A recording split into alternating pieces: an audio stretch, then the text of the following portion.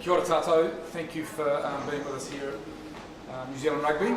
I did want to start by acknowledging the very sad passing of Stu Wilson overnight.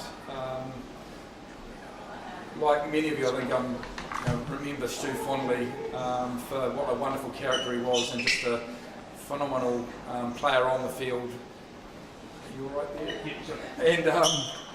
And someone who brought a great deal of joy to a whole generation of young rugby players. I speak from my own experience through the late 70s and early 80s. He was someone that really captivated people's imagination with the way he used to play, and following on his career was a really entertaining, passionate former All Black, and someone that we all had a lot of time for. So I just want to acknowledge that, and we certainly wish our condolences to Stu's family at this time, and acknowledge the sort of the sadness they are working through.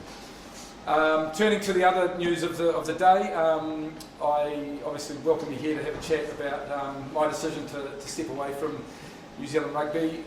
As we've said in the release and statement, primarily this is a decision about family, and over the last few months now, all my family has been based in Queensland, and as I look through to the end of the year, I'm looking forward to not only the next 6 months in my role, but I'm really looking forward to being reconnected with my family early next year in Queensland. So that's certainly been a big part of the decision, and when I reflect on what the year has in store, the next 6 months is really an absolutely critical time for our game. So we have massive opportunities as it relates to the international calendar that we're very close to finalising, and you're all very familiar with in terms of the great progress we've made there and the leadership role that New Zealand Rugby's played in putting that calendar together.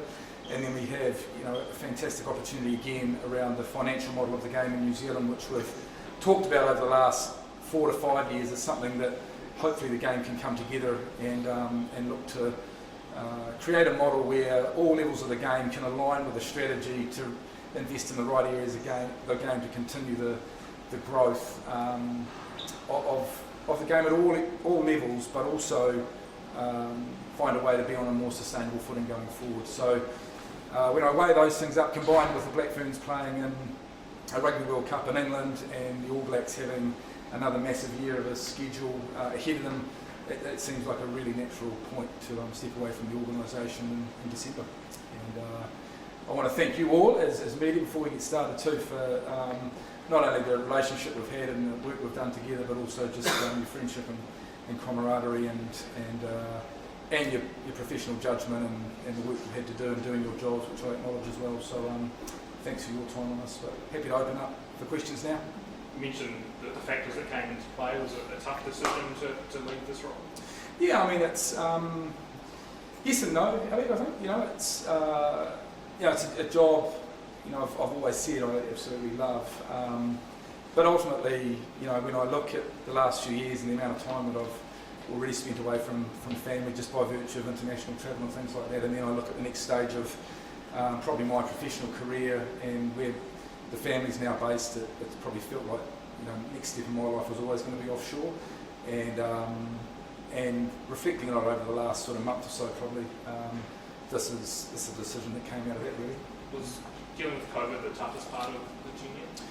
Yes, yeah. I mean, I think I was 3 weeks into the role when COVID came along, and I was actually overseas. I was on my first overseas trip with partners in World Rugby, and this was all sort of starting to happen. Clearly, it had a big impact on people in our organisation, as it did for many organisations around New Zealand. So that was extremely tough, dealing with a lot of aspects around that.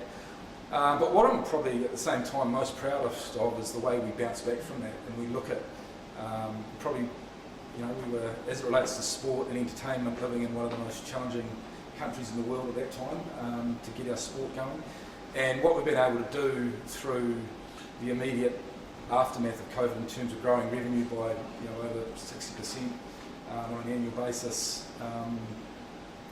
To now to get the game going and seeing all the things we've been able to invest in to bring the Silver Lake deal to fruition and be able to invest over $60 million in participants and fans and stakeholders at that time. We know we've got more work to do on our financial model, but I think coming out of that time with such a strong revenue line has been really, really pleasing and something I'm extremely proud of.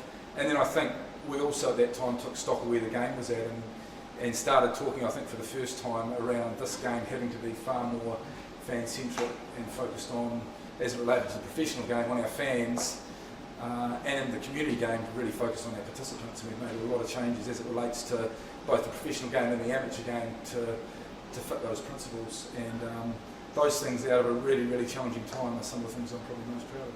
Do you feel you leave the game in a better place than when you took the role up? I do, yeah. Look, and that's no reflection on the past,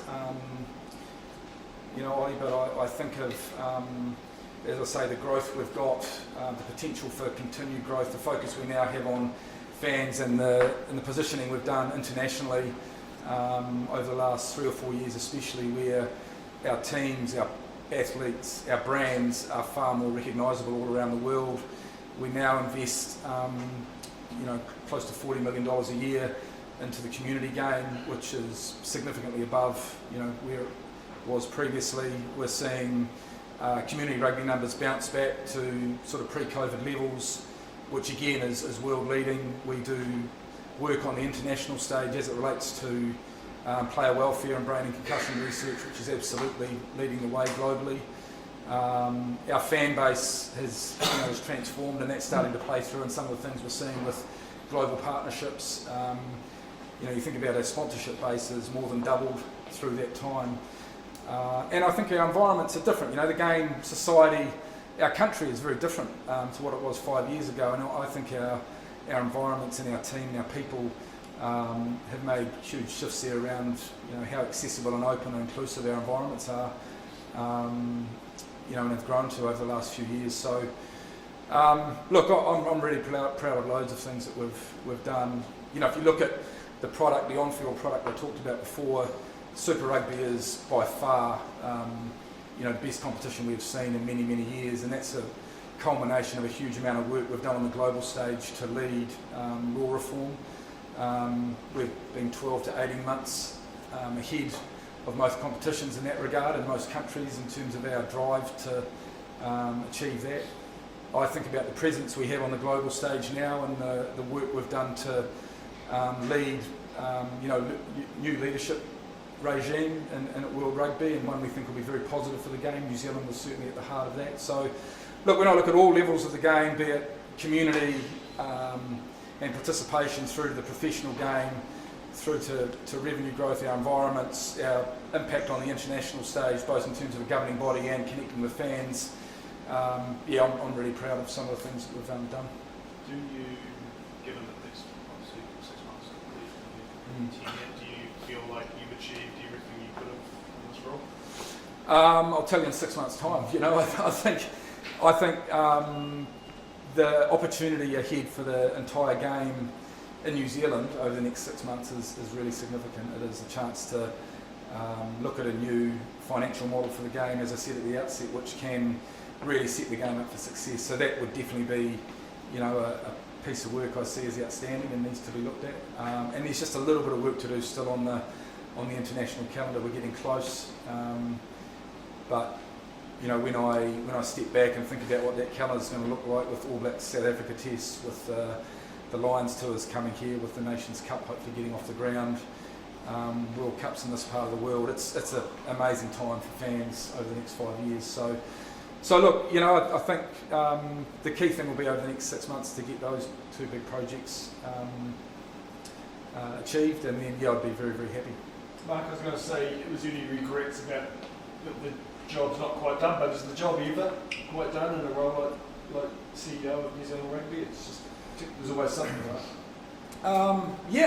It's the kind of organisation filled with kind of people and teams which are always demanding to be better, and the day that our organisation, our teams and our people aren't striving to do that will be a day that is something we shouldn't hope never happens, or we shouldn't look forward to.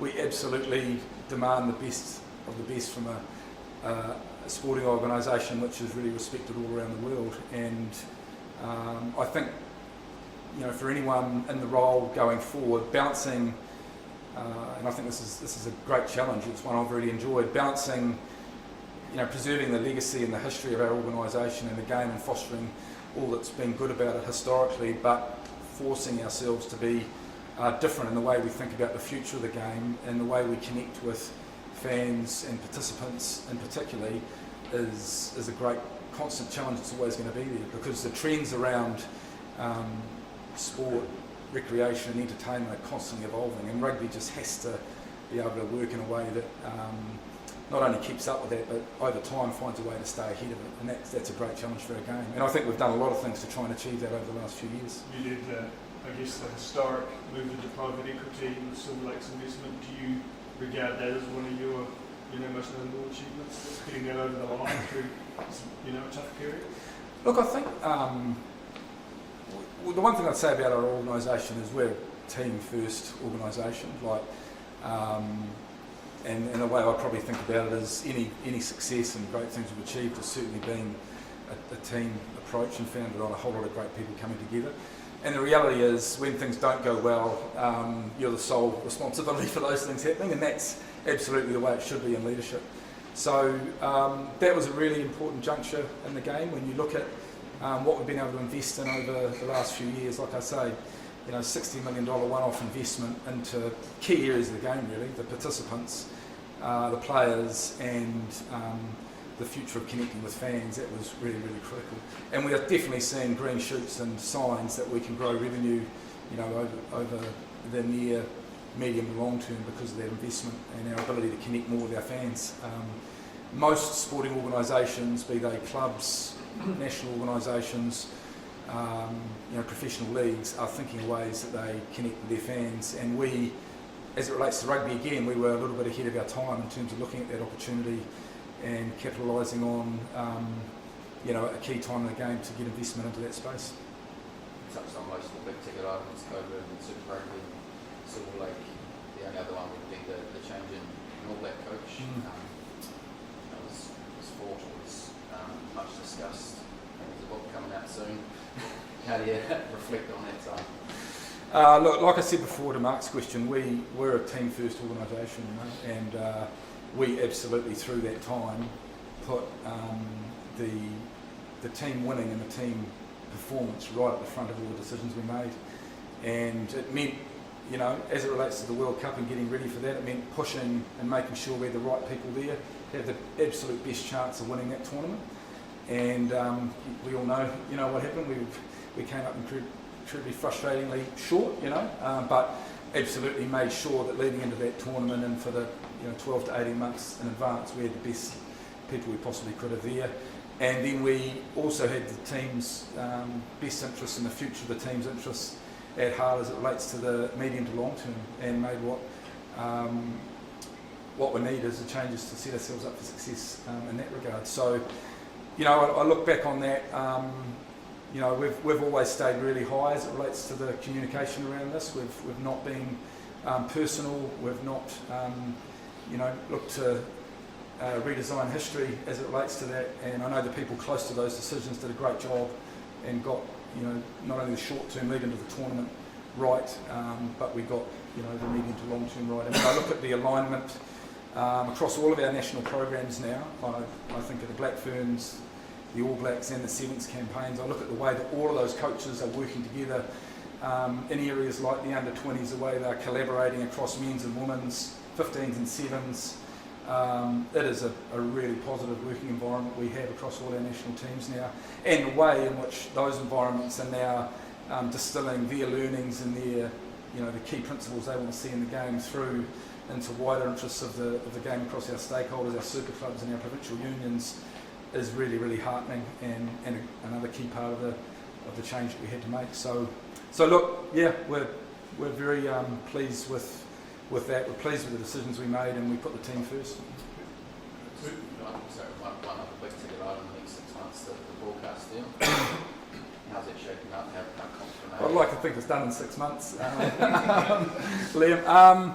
Look, yeah, I guess it's a bit of a boring response you all around this one. But yeah, conversations are constructive and we're working through it. Who would you like to see succeed?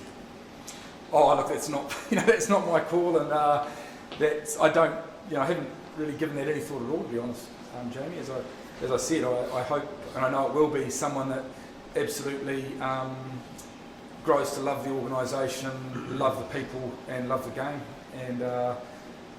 And one of the challenges and opportunities is to, I guess, keep forging the change and evolution of the sport and preserving what's beautiful and rich around our heritage and our culture and our legacy, but remaining sure that we keep challenging the sport to grow and evolve and be different, because we simply have to in the environments that we're in.